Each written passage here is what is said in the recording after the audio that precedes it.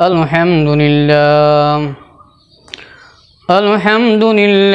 wa kafa wa salamun ala ibadihi alladhina astafa. Amma ba'du faqad qala Allahu ta'ala fi kalamihi al-majid wal furqanihi al-hamid.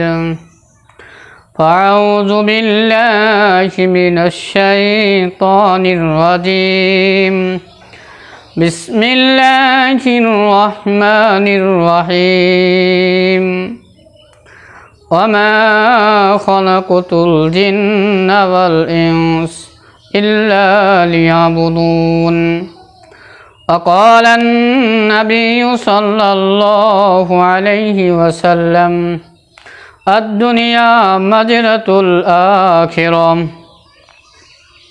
আলহামদুলিল্লাহ, সমস্ত প্রশংসা ওই রব্বুল আলামিনের নিকট, যিনি আমাদেরকে এত সুন্দর একটি দেহ দিয়ে, এত সুন্দর একটি আকৃতি দিয়ে যে রব্বি কারিম আমাদেরকে সৃষ্টি করছেন, এই রব্বি কারিমের নিকট শুকরিয়া জানাই আলহামদুলিল্লাহ। আল্লাহ রব্বুল আলামিন আমাদেরকে দুনিয়ায় প্রেরণ করছেন একটি উদ্দেশ্য নিয়ে।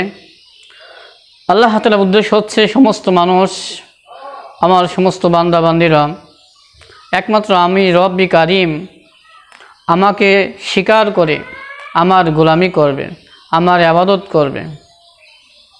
এই জন্যই আল্লাহ তাআলা আমাদেরকে সৃষ্টি করছেন, অন্য কোনো আল্লাহ তাআলার কোনো উদ্দেশ্য নেই।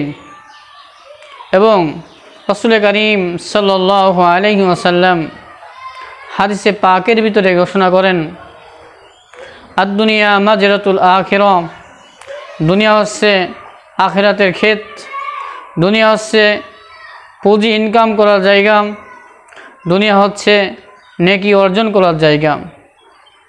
তো আজকে আমি এমন একটি তথ্য দিচ্ছি, যে তথ্যটি হচ্ছে আল্লাহ নবী সাল্লাল্লাহু আলাইহি সাল্লাম বলেছেন, যে ব্যক্তি প্রতিদিন 5 ওয়াক্ত নামাজের পরে আয়াতুল কুরসি পাঠ করবে, প্রতিদিন ফরজ নামাজের পরে আয়াতুল কুরসি পাঠ করবে, ওই ব্যক্তি মারা যেতে যেতেই সে বিনা হিসেবে জান্নাতে চলে যাবেন। বলেন সুবহানাল্লাহ।